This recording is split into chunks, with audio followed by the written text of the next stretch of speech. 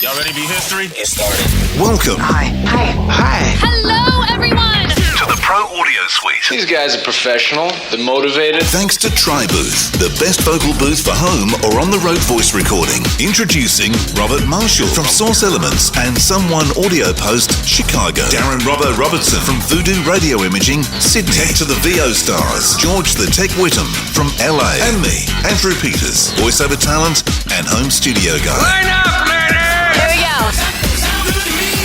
And welcome to another Pro Audio Suite. This week we have a special guest who, apart from being the product manager and also director of training at Waves, is also an audio engineer, producer, photographer, and now he's an author. Would you please welcome Michael Pearson Adams, otherwise known in Australia as Gomez. That was a good intro. That's the best sound effect. Wait, hold on. Did you script that? That was brilliant. I was going to say, he's been rehearsing it for the last week since we knew you were Mate, coming I'm on. an ex-radio guy. I do this shit. Oh, look, Radio the guy? Roadcaster proves its worth once again. There you go. It's not a roadcaster. Yes. No. Robert's on a Roadcaster. George is on the... So there is somebody on a roadcaster. Yeah, okay, good. Robert. Yeah. You know what's going to be really funny? In a few weeks, when I move back to Australia, there's going to be a ton of people calling me Gomez. And apart from you guys, I haven't had anybody call me Gomez in nearly 17 years. So it's going to take a bit of adjustment when I get home. Well, It will take a lot of adjustment in many ways. Old habits die hard. They do indeed. There are some things I'm going to miss. My car and the fact that I can actually afford one like this over here is one of them. Like supersizing your Macca's meal as well? Is that what else you're going to miss? No, just the Range Rover. I'm genuinely going to miss my Range Rover. But my car cost me $38,000 over here, and is the exact same car, exact same kilometers as $120,000 roughly in Australia. Yeah. But that's Australian dollars too, don't forget. Yeah, this is true. It's still expensive. Why are cars so expensive in Australia? Tax, mostly. Tax, mainly. And, obviously freighting them in and all that kind of stuff. Yeah, it's got to come so- from overseas. We don't make our own cars anymore, unfortunately. Yeah. Well, Range Rovers don't come from America. No, they don't. No, they don't. No. Indeed. It's also a numbers game. America has over 300 million people in Australia. It doesn't. So that kind of makes a difference as well. But can you imagine a world with 300 million Australians? Can you imagine the 300 million people going, yeah, nah, G'day, mate. nah, yeah. It'd actually be pretty fabulous. It'd be like the world would just be one big Australian lamb commercial. It would be. The world would be a lot more relaxed, I can tell you that much. Exactly. So at this recording, I'm currently at an Airbnb in Sundance, Utah. 2 weeks ago, there was still about 3 inches of snow on the ground. And there was a grill outside, and the Airbnb host had said to me, it's like, you probably don't want to ever use that. And I was like, yeah, I guarantee you I will. I'm an Aussie. I was smoking a brisket while it was snowing overnight. Is that what they call them these days? And the neighbours were fairly amazed. They were kind of scared of me because they thought he's obviously off his rocker. Yeah, exactly. Oh, well. Yes. Good for you, Gomez. Well Thanks, done. mate. So what do you guys talk about on this podcast? You talk about audio, I guess. Yeah, we do. And you're here to talk about Wave's new little noise reduction gem. Clarity VX. Clarity VX. Give us some background. Where did the idea come from? Because Waves have already got some pretty good noise reduction stuff. So what was the call that dragged you into developing this in the first place? First things first, Clarity VX and Clarity VX Pro have been an idea. They went from an idea into development of the actual artificial intelligence and neural networks to make it happen first. And then after we developed that and then worked out the pros and cons and failed and succeeded a few times, after we developed that, then we moved it on and came up with Clarity VX and Clarity VX Pro. But we're talking from a seed of an idea and us going, it'd be really cool if we could use AI to do this, this, and this, to the actual plugins being released a few weeks ago. We're talking Years. Yeah, years. We're talking about 5 years at least. So this is not a job where you have a product where you have a product manager and one guy coding. This is two products where the product manager, who's an absolute legend, and a good friend of mine by the name of Shai Fishman, he led the charge. But the amount of work from him and so many others in the company that's gone into this over years is ridiculously impressive. It's very rare for us to actually celebrate internally the release of a plugin. But when we released this, the entire company got together on a virtual call because it was just such an epic success to us having come up with this. So, and yes, we do have existing restoration tools that have been around for a while, and then we've got NS1. But these two tools, realistically, they take like everything to a completely different.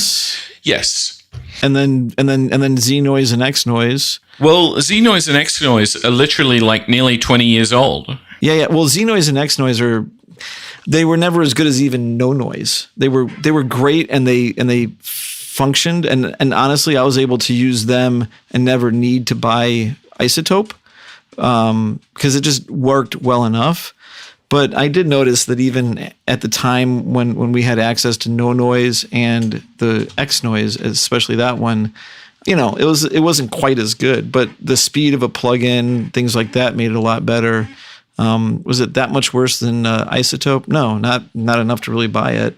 But this seems much different because this isn't, to me, I don't think this is noise reduction.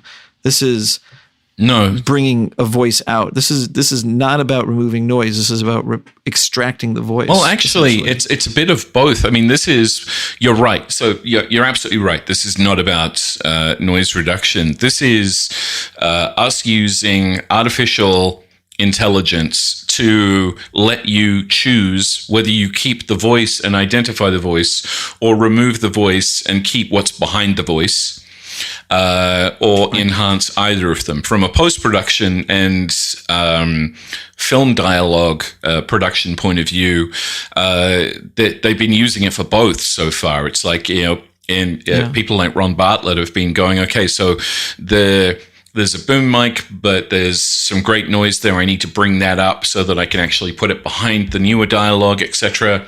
Or I need to clean this up.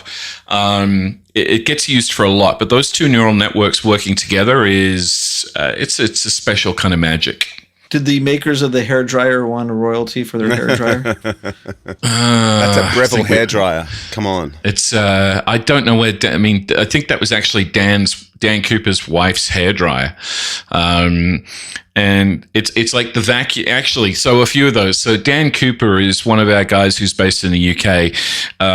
The vacuum cleaner was in his house. The hairdryer was in his house. The blender was in his house. The traffic noise was the initial traffic video. No, it was actually initially in London, but I think we recorded one in New York too. We've gone everywhere with the challenges for this because we didn't want to. So I tested it, I think, in a way that you guys didn't quite test it. And what we did is we recorded a pure voice, then we recorded noise, then I bounced them down and denoise. Yeah, we did that using Clarity, and then compared it to the pure noise, the pure vocal track. That was actually one of the first things that we did internally. Because and then you know exactly what you're losing. Exactly. I mean that's why it was one of the first things that we tested internally, because we needed to know, okay, so how do we fine tune this so the absolute minimum, if anything at all, is being taken away from the vocal. And I think the biggest challenge for us was how to fit so much of that technology into the smaller one that is more like a one knob plugin. It's like multi-band, but the main thing is being able to turn the knob in the other direction, because that single knobber it just works. One of the there's a lot of value in that. One of the interesting things about both of them that a lot of people haven't actually got to yet is how many stereo microphones there are out there. When, say for example, you've got vloggers or somebody recording a vocal on anything from a microphone connected to a Zoom recorder or a phone microphone. It could be a stereo microphone and they might not even know it. So when you get that, Clarity can reduce the noise, but if it's stereo noise, then the noise in itself is going to be wide and stereophonic and inconsistent, and it's going to be disjointed in the left and right channels. So one of the things that we actually did was adding in the plugin, you'll find an analysis area, which is single or double. And single applies the same neural network process to both the left and the right channels, but double applies two neural networks, one for the left channel and another completely independent one for the right channel, and it brings it in and gives you a consistent mono signal with no artifacts. So there's like, I think there's like process 1 and process 2, or band 1, or you've got like 1 and 2. Yeah, so you've got two neural networks, and the two neural networks do things slightly differently. So the band 1 is better at preserving main and secondary voices when there's more than one voice in the recording, and band 2 is for really severe noises. It's also better at separating the main voice from the secondary background voices, but I was gonna say, when there's but it's a little bit more destructive in its process. Yes, it's a bit more severe. I mean, but when I'm talking about the analysis mode, that's when you can choose to use a single or a double neural network to deal with stereo noise so that it's not kind of like bouncing from channel to channel. You need a really stable voice in the center, and that's one of the things that we needed to attack, because if you think about it, going forward from now, even the last couple of years, but going forward, there's so many more stereo microphones out there and ways of recording things that are in stereo just by default that people don't even think about. And it might not affect the voice, but it does affect what the noise is behind, depending on how they move, where they move, what's going on behind them. It will shift channels, and therefore the noise is inconsistent. We had to work out a way to deal with that. Well, I mean, if you're not dead center and then you mono up that stereo mic, it can even affect. Yeah. Depends on what type of stereo mic it is, but if you get any timing issues. Yeah. We had to work out how to do that without it being ridiculously CPU intensive. Does stereo provide some opportunities to better separate? Because I know there was one company that had a tetrahedron microphone, and they were doing a little bit of source isolation with it, and they were able to do it because they had so many capsules that they were able to isolate better than if they just had a mono capsule. What two neural networks addressed to both the left and right channels each is going to do is it's going to line up and make the noise more consistent so the plug-in AI can remove it more consistently and stop the stereo image being so jittery, and then center everything on that main vocal. And that's also where we have this little thing called width control. So, and that's right next to analysis. So between those two neural networks and the width control, you can narrow in the stereo track so that you have no artifacts and a clean centered voice, which is pretty cool. When you could do everything I just said and said in like 5 minutes, you can do it all in about 15 seconds. So how long until you teach the neural network other stuff and then make other plugins based on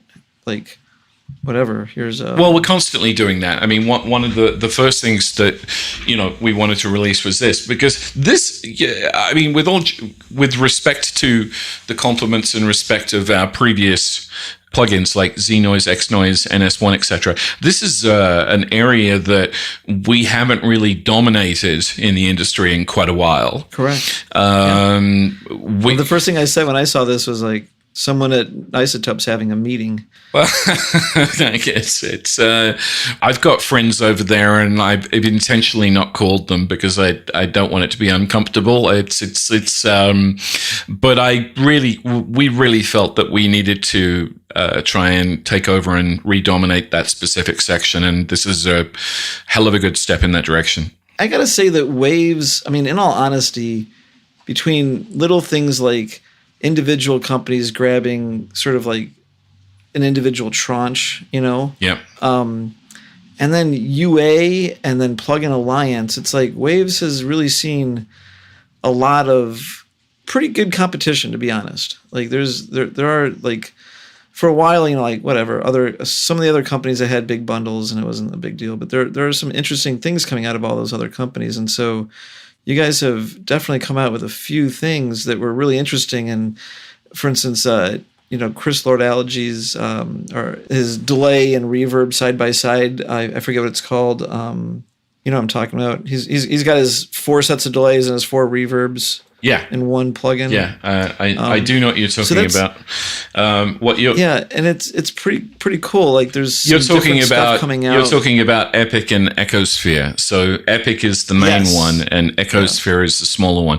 But the interesting thing is what we spend. I mean, if you take a look at the release cycle with us, we're spending more and more time in between releases to really focus on making sure that what we come out with isn't just another compressor or isn't just another something that has a different logo on it. Where what we want to do is we want to move the audio industry forward in a bunch of different areas by creating solutions to problems that nobody else has. And Clarity VX and Clarity VX Pro, realistically, okay, on one hand, yes, there are people out there who can say, yes, I can do that already. But what we're coming back with is, yes, you probably can, but that's 2.5 hours of your life that you're not going to get back, and we can help you do it in less than a couple of minutes. Well, there was the about 3 years ago at NAB, a couple companies came out with the whole like unbake the cake, extract the vocal from the mix, and rebalance it, but they all had to go to the cloud and use their servers, and then it would deliver back something that you could then tweak all the faders with. Right. And so even then, I remember I was talking to some friends in post-production, and they're like, this is for isolating the vocal and changing the mix, but this is also just isolate the vocal. And they're already seeing this concept of it's not about noise reduction, it's about pulling that vocal out, finding the voice and pulling out what you want, not getting rid of what you don't want. And there's some audio engineers that were trying to abuse those systems. But here's like something that the unbake the cake thing. But here it is like pointed at a specific problem instead of I want to remix the Beatles. Right.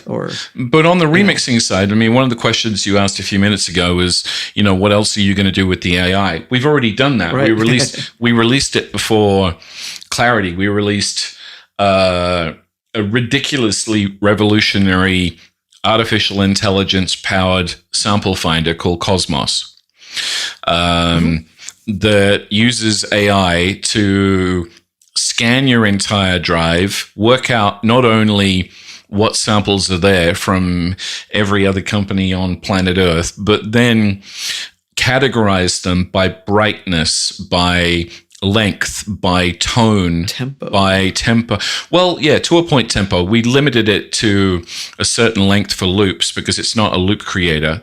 But it, you can actually look at things within Cosmos in such a way that realistically people have never really been able to look at their samples before. If you go into Cosmos view, you can actually identify by instrument, by monophonic, by bright, by acoustic instruments, by what's percussion, there's so many different color tags and things you can use and then just drag through them. And as you hit one, if you hit one of the little color dots in Cosmos, it will play the sample for you.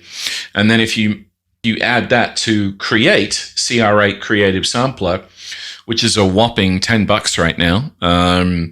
The two of those, the artificial intelligence between them both is ridiculously powerful. So, Gomez, how does that compare to Mixing Key? I'm sorry, I hadn't heard about this before, but I use Mixing Key here for radio imaging and stuff. By Captain plugins. Yeah. So how do they compare? Like, because mixed in the studio edition I use, and it does a similar thing. It scans your hard drives and looks at all your songs and samples and stuff and categorizes them. Is it too? You may not even be aware of it, but if you are, is it dissimilar to No, that? I own it.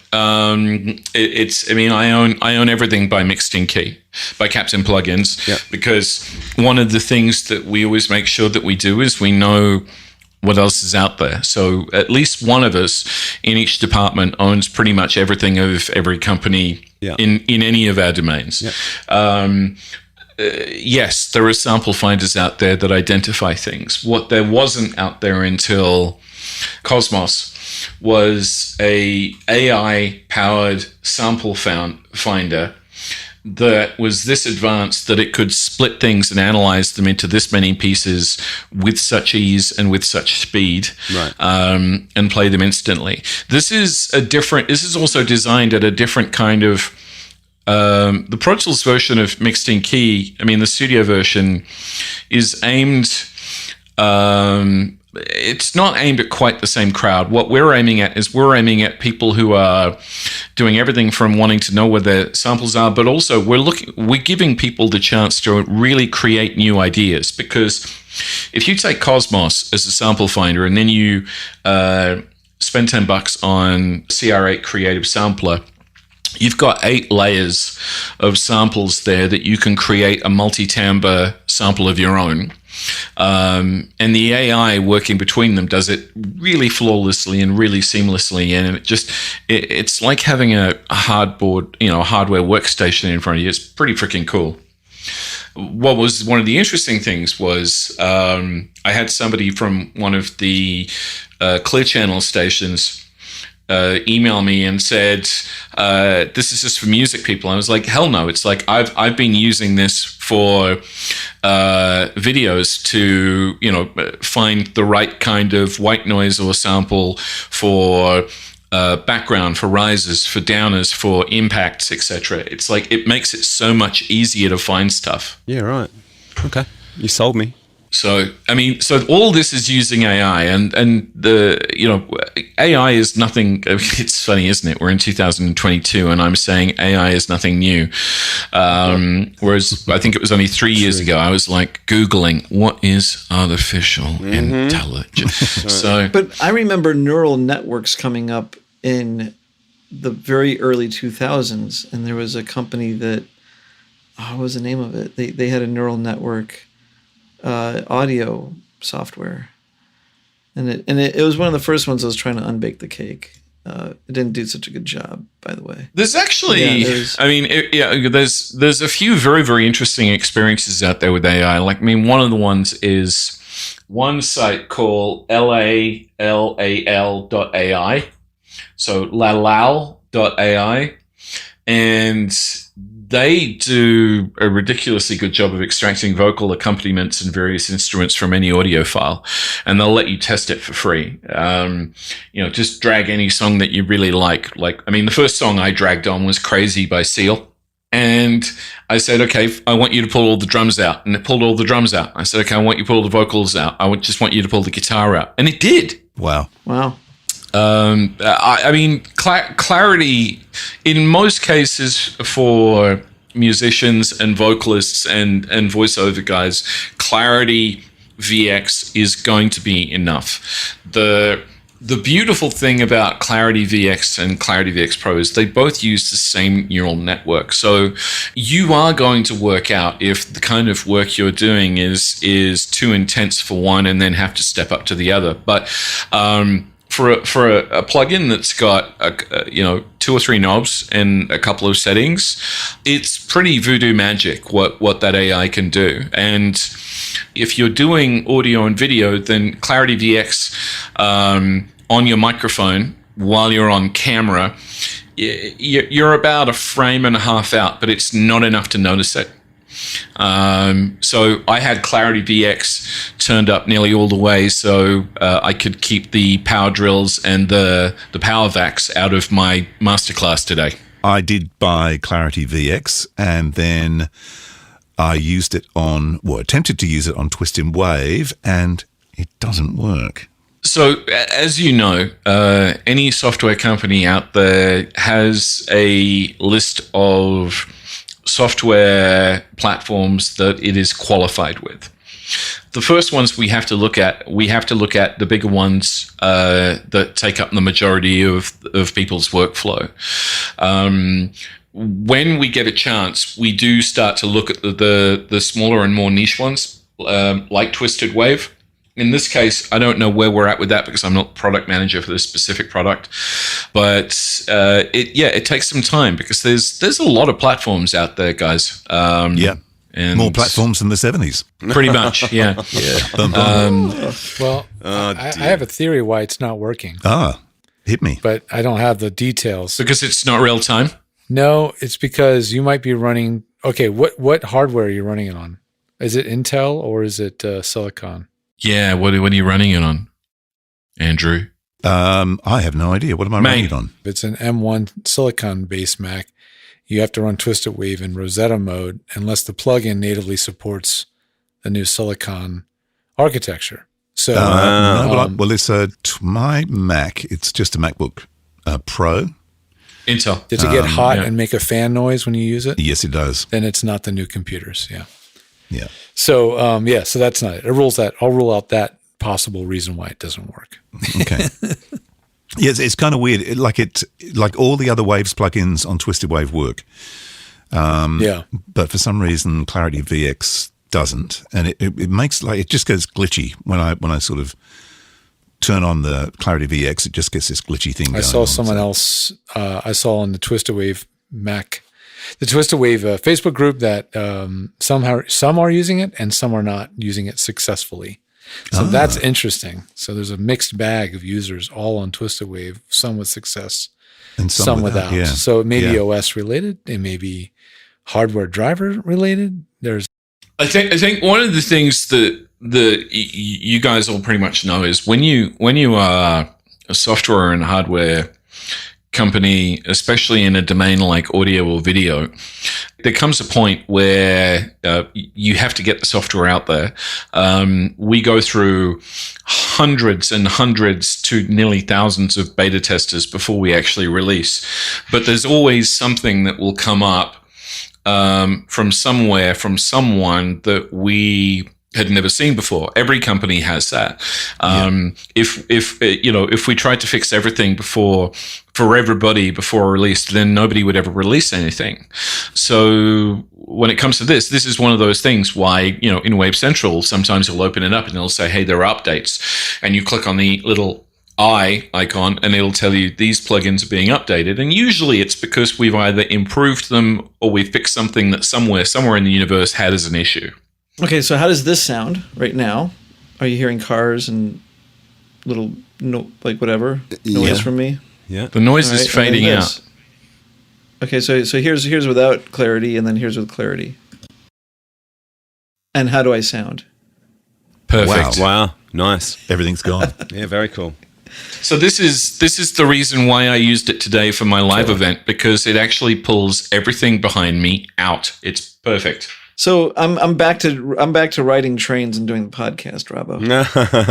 Well, if you're using Clarity, that's okay. That's fine. I'm with you. Yeah. All right. Well, Rick Wasserman, when we got on the plane to Atlanta today, said, never fails. You get your butt in the seat and you get a booking.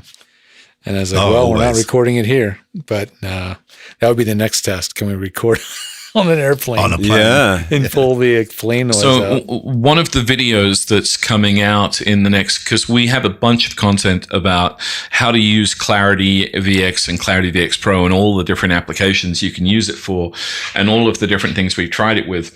One of them is me on a plane doing a voiceover. Oh, okay, cool. Killer. And and when I say on a plane doing a voiceover, I start doing the voiceover while they're still doing the safety check. No, nice. The flight attendant was a bit annoyed with me because she could see me holding a microphone up to my mouth and she thought I was just making fun of her, but I wasn't. I was recording this test. And the other one was while the captain was talking, and then also while there was standard noise. And that's because this is one of those plugin releases where there are instant things that people go, oh, I know what I can use that for. But it's very hard for everybody to realize the amount of things that Clarity VX and Clarity VX Pro can do that we've tested it with without us actually showing them and going, oh my God, I'd never thought of that. And especially when it comes to voiceovers and post-production, this, as our learned friend has just worked out with the plugin in Reaper, has many, many, many applications of fixing different things that you wouldn't usually even consider letting somebody record under those conditions. I mean, think about it from a podcaster's point of view. You have your setup, you've got your microphone, you've got your little room, but you're recording somebody on Zoom and they happen to be in a coffee shop. What are you going to do about that? You either not going to do the podcast, or are you going to use a plugin like Clarity VX or Clarity VX Pro and clean it up? So just give us a rundown. The difference between VX Pro and VX. What am I getting for my extra bucks? Clarity VX actually comes with Clarity VX Pro. It gives you a whole new level of control. So it gives you the ability to separate out into not only visualize exactly where the noise is, either in the Clarity AI mode or with the meter on or with them off, but you actually have the ability to go in, solo each of the bands that we give you, each of the 4 bands, and actually fine tune, okay, I want to suppress this part of the noise, but I want to raise the level of it. So say, for example, if you find that there's the top part of a guy talking at a speech, for example, is that top high-end frequency, but without that, it makes it sound like he's bit crunched, which is what a lot of noise restoration tools have done in the past. And the noise, I mean, that frequency also has noise behind it. What you can actually do is you can suppress the noise, but you can also raise the level of that specific area while you're suppressing the noise to bring up that part of the timbre of his voice again. Well, and then the VX Pro has the removal. The knob goes negative as well as positive. Yeah, so that's the other thing is, like with VX Pro, you're one of the things I said at the beginning was that part of the magic of this technology is it's not just removing background from vocals. It's a case of, okay, I might not want the dialogue. I might just want the background. So the knob goes all the way to the right for the voice and all the way to the left for the ambience. And then you can go even further. You actually have another knob called an ambience gate. And then you could choose how much you're processing as well. And then you even have a knob for reflections. So, and then you can also flip between the different neural networks. There's one of the important parts about AI that we've added in is a refresh button. So as you move through the section that you're cleaning up or you're controlling, the AI is learning about it as you're going. Sometimes you're going to try something and it may work, but it's like, you know what, I just want to tweak something else. So you refresh the neural network with the little refresh icon that everybody is familiar with, and then try it again and go for a different angle. So the amount of control you have over this is it always guaranteed to act exactly the same, or is there a little bit of like randomness in this? No, well, it learns as it goes. I mean, part of the fact that the thing about this is right. So you do a session, you close the session, you open it back up, you play it. Oh, that should you get the exact same result, or is it going to kind of like it's going to be it's going to be awfully close. Awfully close, but theoretically it could be different, right? It could be slightly different, but it's not. It's not going to be dramatically different. It's not like It's not like you're going to have to teach it all over again. Right. So when this is all produced, Robbo will have removed all of the reverberation and slapback from. Yeah, that's Michael's right. That's room. once Gomez gives me my free so copy. You guys aren't going to hear it, right? Yeah. You guys won't hear the slapback we're getting from. The somebody's headphones that he's in. Which is a lot on the gate thing too. I did notice the gate was pretty gatey at times, but the Pro version seems to like you can control that gate on each band separately on the Pro version, right? Yes, you can. Yeah. And I mean actually on the other version there is no gate. There's I mean the you also have just the presence of a reflections control and an ambience gate. Even one of those knobs gives you a hell of a lot of control over exactly what's happening. It's not. We didn't call it a deverb because it's not a deverb. It deals with the frequencies, so to speak. So, and what we're trying to do is we're trying to hold on to whatever it is you're trying to hold on to. So we can't just label it and tell it, okay, get rid of the reverb in a room or the acoustics in a room, because that's not the way we wanted it to work, because then you're just leaning more towards holding on to the dialogue again. And this is a tool that lets you do both. So it is. How well will it work with early reflections? The stuff that makes like a small room sound like a box.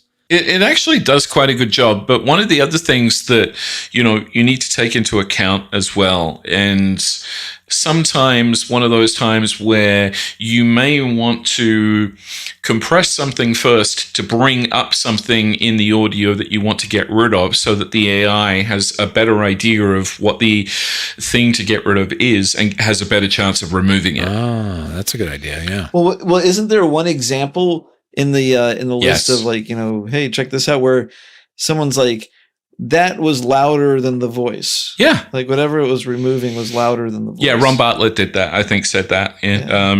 He was giving examples from Dune, which is just cool in itself. But one of the things that when we went through a lot of this with different post-production people was, we're finding that sometimes with anything, if you know what your end goal is, it's like, okay, I can hear the noise there. I know what needs to be gone. Maybe if I compress this a bit or EQ this a bit so that noise is a bit easier for the AI to deal with, then Clarity can deal with it a bit more effectively in a way that I want it to.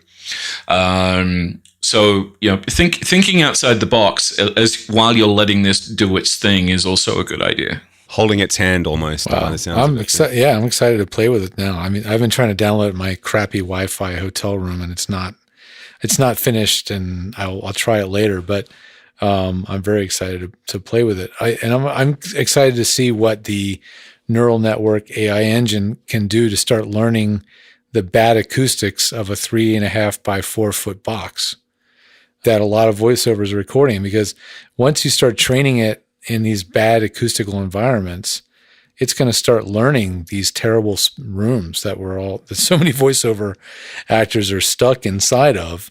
And that's going to be awesome. Yeah, that's one of the beautiful things about having VCA control over all 4 bands and being able to adjust that global noise reduction and the processing amounts, but being able to maintain the ratio of the multi-band settings as well means that you can pretty much create a setting specifically set to your room. Say, for example, one of the guys, a friend of mine who runs the Microsoft studios in Redmond, Washington, has already worked out that with a bunch of different remote voiceovers that get brought in and who voice in different places, Clarity VX and Clarity VX Pro, they can set up different settings specifically and just patch them onto that voice when it comes in, because those people are always in their same space. Think about it. I mean, that's one of the reasons why I love Studio Rack so much as a free plugin chainer, is because it gives you the ability to go, okay, right, so I have this for Bob, I have this for Andrew, I have this for Robert, I have this setting here of a rack of plugins. So I've started saving racks of Studio Rack settings with Clarity VX or Clarity VX Pro in them, that also has in the chain for that specific vocal, whether it's me or somebody else, EQ, compression, and tweaks, so that it actually is a full set that becomes one setting. Yeah, I do this for a living. Like I do these for people day in, day out. Yeah. So if I could be able to start dealing with a booth that rhymes with the name localruth.com, and it's horrible acoustics because of the cheap 2-inch foam that's used as wallpaper. And I could go in there and say, oh yeah, okay, yeah, you're in one of those. So I just need to do this. Okay, you're set. You're done. We're going to add more presets as we go as well. You're going to find a lot more presets being added because we continue to teach our neural networks in waves. Right. And they continue to improve how they deal with different situations. So the future is bright and rosy and very exciting from where we sit right now. I want to see presets that say, and I know this is a very specific use case, but I want to see presets that say 3.5 by 5 by 6.8 foot box. Like that. So you just want them to do your job for you, George? Is that what you're saying? Yeah, exactly. Yeah, you can do an unboxing plugin. Exactly, like an unboxing plugin.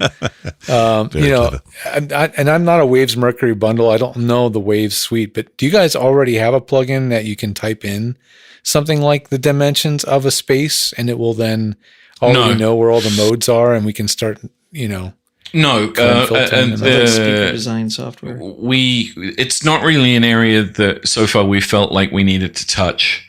What we do have is we have rooms to listen to and mix in headphones, which we call the NX series. Yeah. Like, so you can mix in Abbey Road Studio 3 or Chris Lord Alge Studio or Ocean Way in Nashville. And that's technology that we're continuing to improve and enhance, and we'll get to a point. But when it comes to actual room dimensions, that's kind of, I think if we release something like that, I think a few people would be going, Waves release what? Yeah, I mean, well, the thing is, you would be the first one to do it, right? I'm asking you because if it existed, I'd already be using it.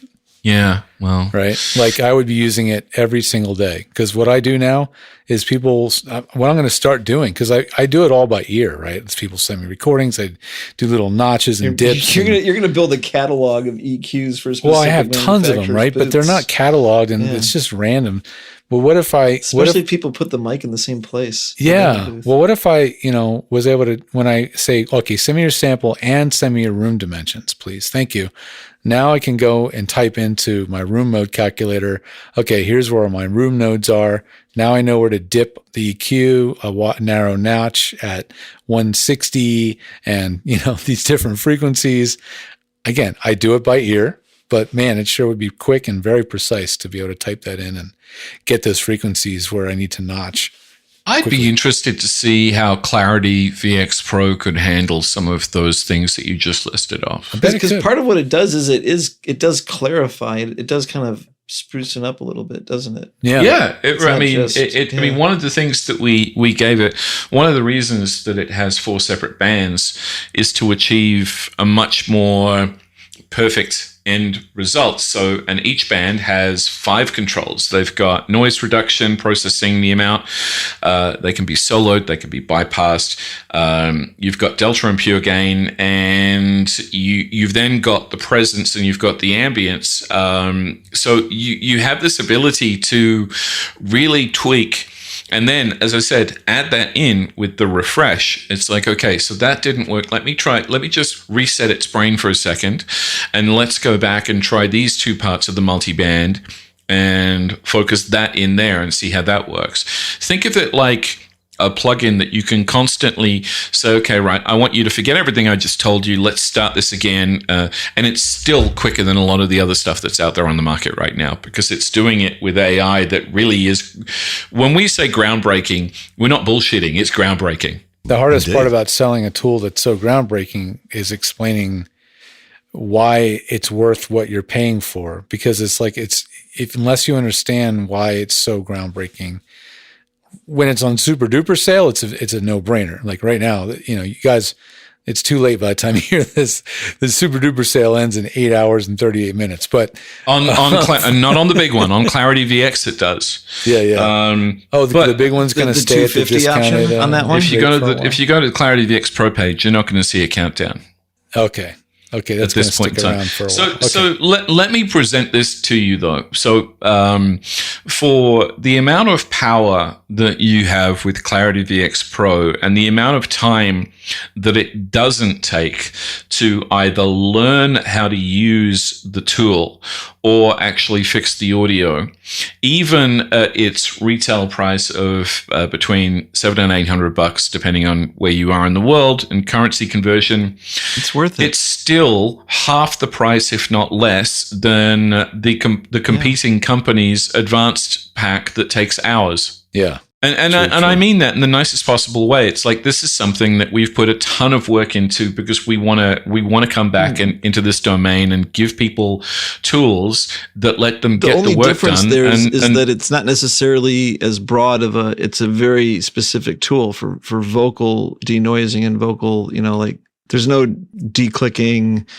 broadband denoising of non-vocal stuff. So it is a very pointed. There's no reason why, because it's an AI engine, it couldn't be learning and this particular version is vocal oriented. That's right, what I said. I mean, when I'm thinking of declicking, I'm thinking about if I want to remove mouth declicks, if Clarity VX Pro learns that mouth declicks are not part of the vocal signature, because it's AI driven and because it's a learning engine, can't it not learn to remove or pull the voice out of the clicks so the clicks start to disappear? Yes, of course it can. Like that's what I was saying. Teach it different things, and it can do amazing stuff. And we may do that, but I can't say yes or no. Yeah, right. You can't say that now, but it's the next logical extension. And because once you have that kind of power in the algorithm and in the tool, I know it's not just an algorithm now. It's a whole nother. I'll tell you what, it's exciting and scary at the same time.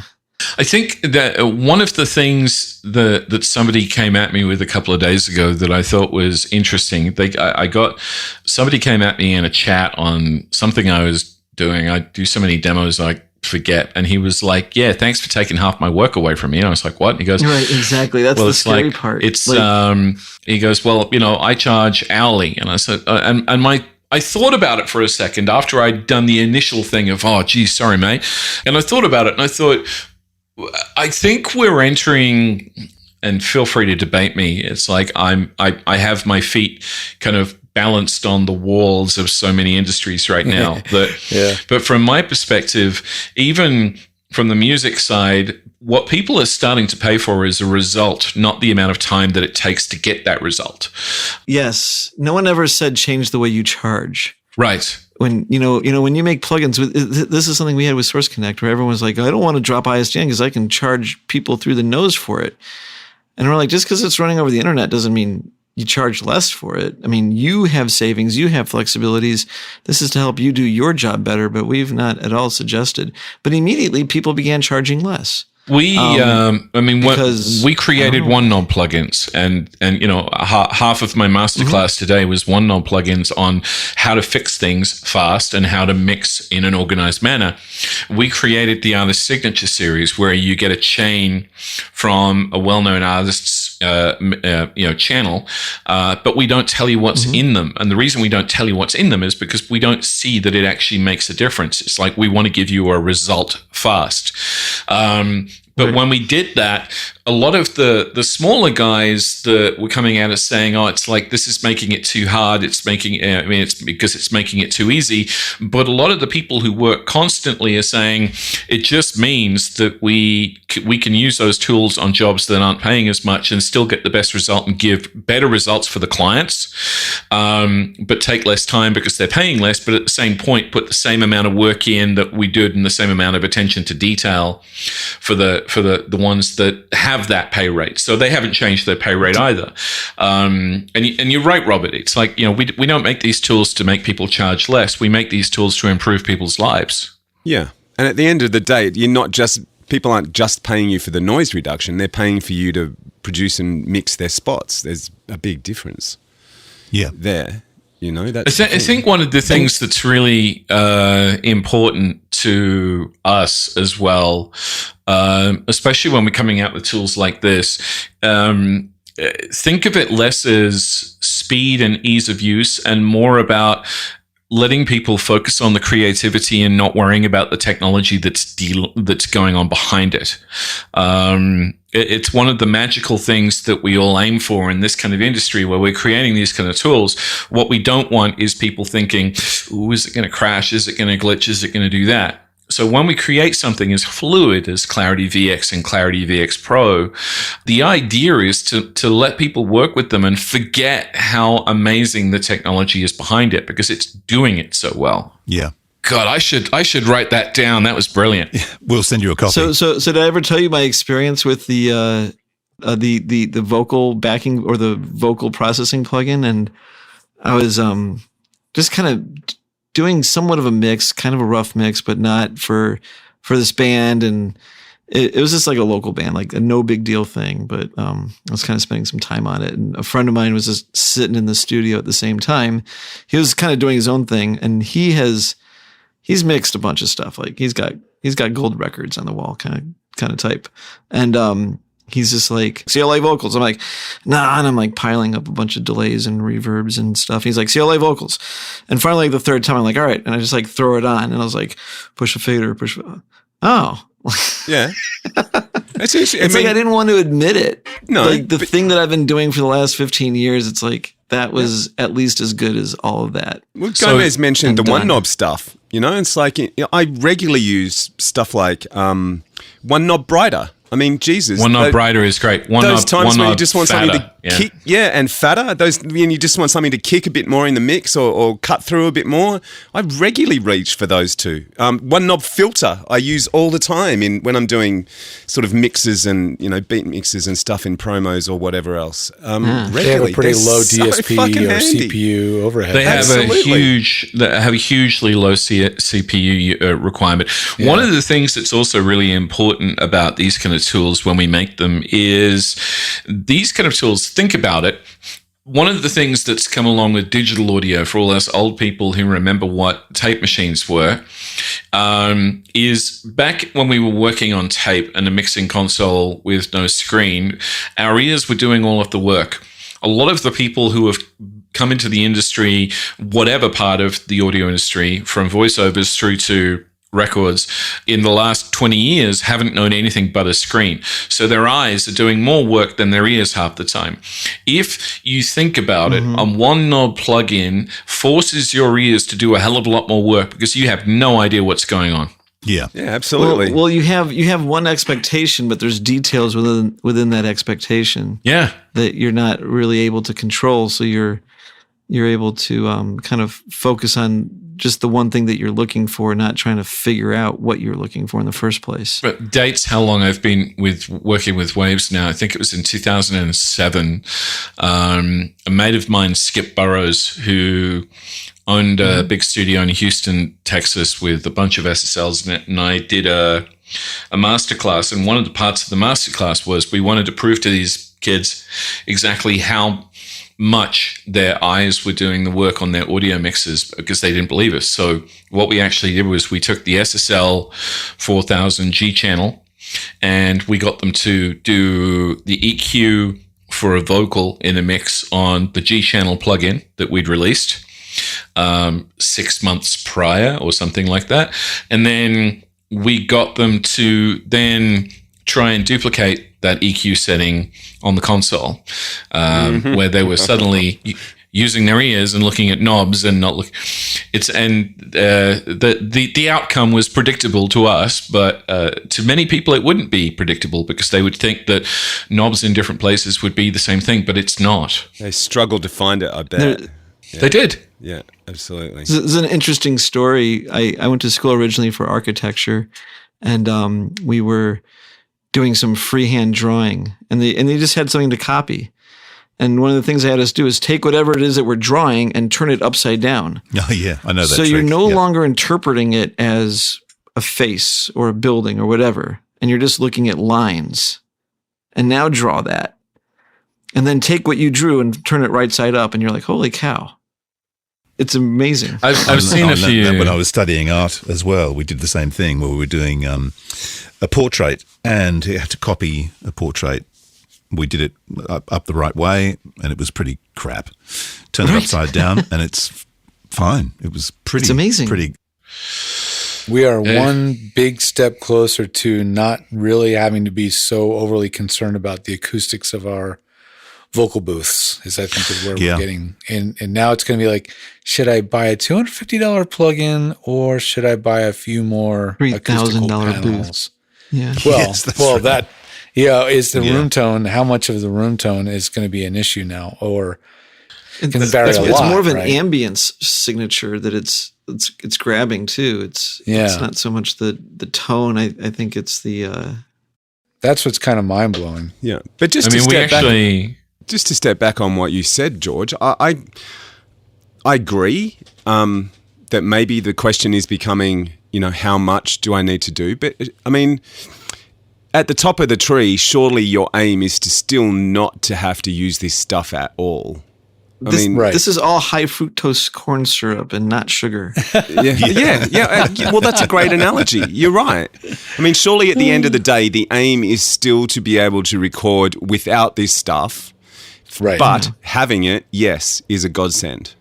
Yeah. I mean, let's be clear. Like, as a voice actor, talking to you now, voice actors, your job is to not polish turds all day long. Your job is to capture the best audio you possibly can if you are trying to produce something and you have to send in a finished product, and I know a lot of voiceovers these days are saddled with this. Their client is expecting finished audio.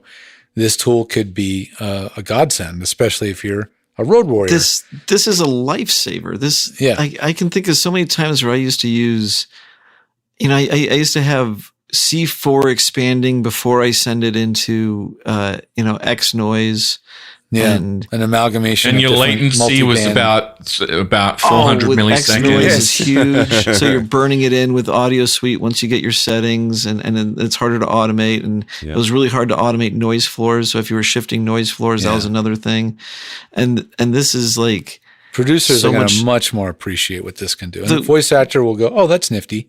And the quality level is so much better. I mean, X noise could get very MP3-ish if you pushed it too hard. So you were always just going like, I reduced the noise, but it's still there, but I did it in a way that it doesn't make it sound like an MP3. It used to get to a point where you would bit crunch the crap out of stuff. Yeah, it sounds like you're underwater with a sock in your mouth. One of the ways that I like to think of technology like this, to give you my answer to the question, do we need all this expensive stuff? Is yes, we still do. Andrew is still going to talk into the microphone that he prefers in the space he prefers, because that's how Andrew does what he does so well. All of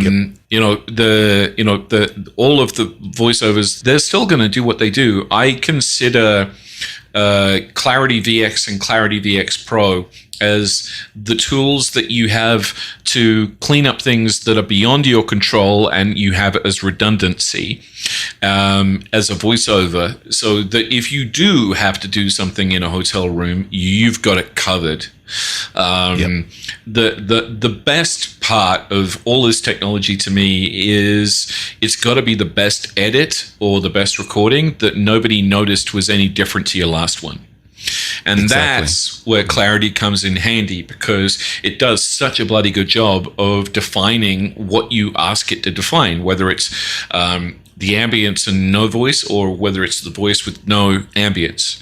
The AI will work it out for you.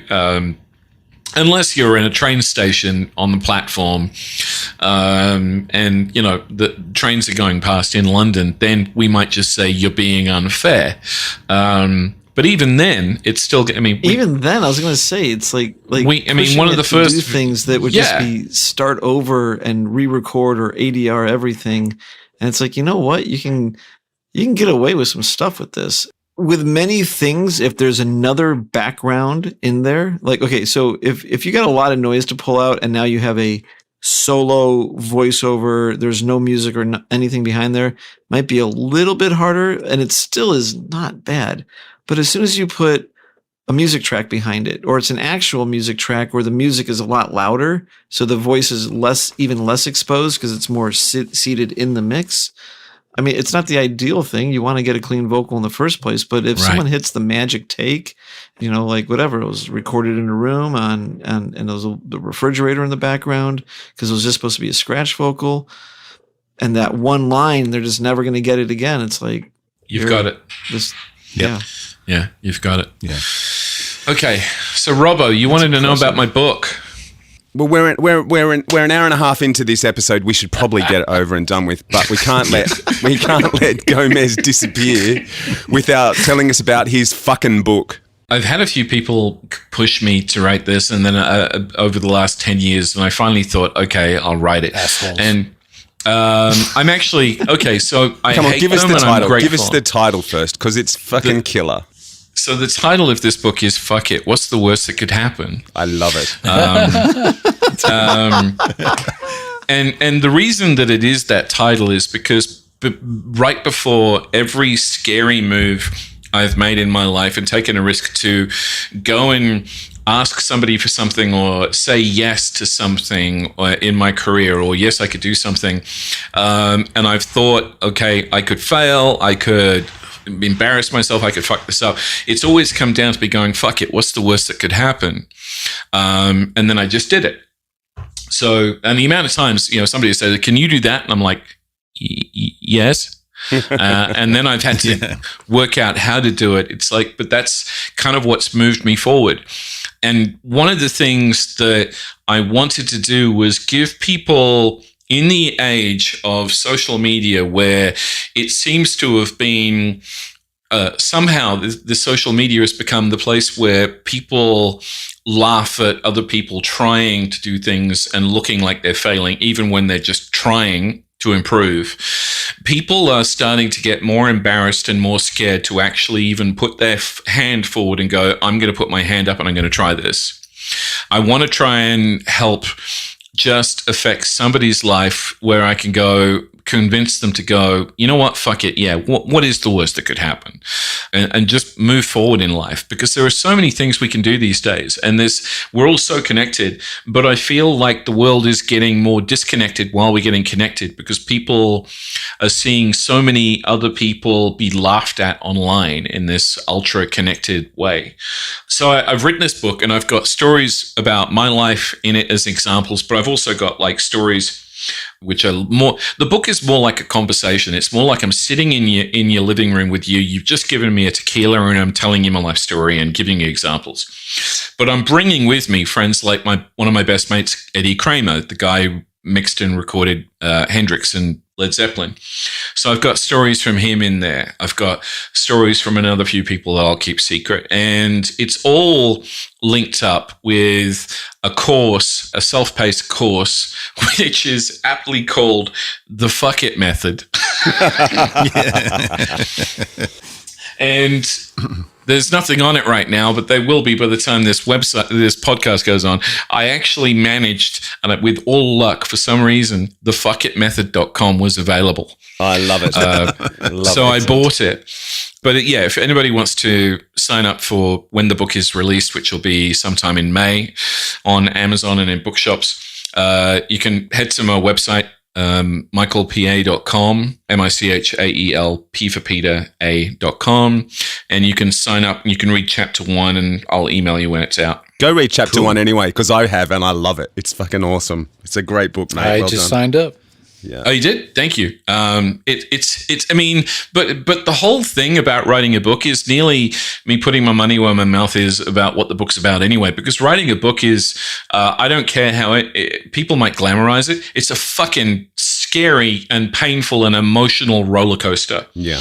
The moment you meet the dreaded person in your life that's going to be your new shadow, called your editor, is the moment your entire world gets ripped apart, because you submit what you think is amazing writing the first time to an editor, and I now know that what comes back is them ripping your soul out. But being an audio engineer, though, I mean, your editor could also easily be your director or your producer or anything like that. Is it that hard to adjust to? No, it was. It was a completely different experience, because what they did was they told me things like, okay, that story's great, but nobody's going to care. Yes. I mean, okay, yeah, fair enough. Yeah. A good book editor will literally nearly rewrite what you've got and take out the stuff that they know from their experience the world is not going to find as interesting or fascinating in the same way it's portrayed in the book as I do. They push you in a good way, though, because they do. But the first them with couple 100 of pages, they give you 25 back and tell you to make 75 more, because the other 75 that. I've got to tell you, I mean, as a therapeutic exercise, I'm actually a much better person for it. But I have drunk way too much tequila, staring at the ceiling at night through this process, at sometimes going, I don't know why I'm doing this, because it really is hard. Writing a book is hard. Yeah, it's hard enough reading a book. I mean, for you and I, Robert, it definitely very hard. That's right. What's interesting is I'm actually using the plugin that we've been talking about. I've been using it while I record, because I'm currently recording the audiobook version of my book. Right. That's what I was joking about. Are you going to do a audiobook of your book? Yeah. And I decided that because I want people to really feel that it's me who's talking to them, the only person who could actually read the book would be me. Yeah. Fair enough. Beautiful. Okay, well, we'll keep an eye out for your book. Excellent. Thank you. Fuck it. What could happen? What's the worst that could happen? What's the worst that could happen? Yeah, that's right. I know. Exactly. I mean, sign up for the book. What's the worst that could happen? That's right. Well, I can tell you. me doing the sign-off. That's right. Well, that was fun. Is it over?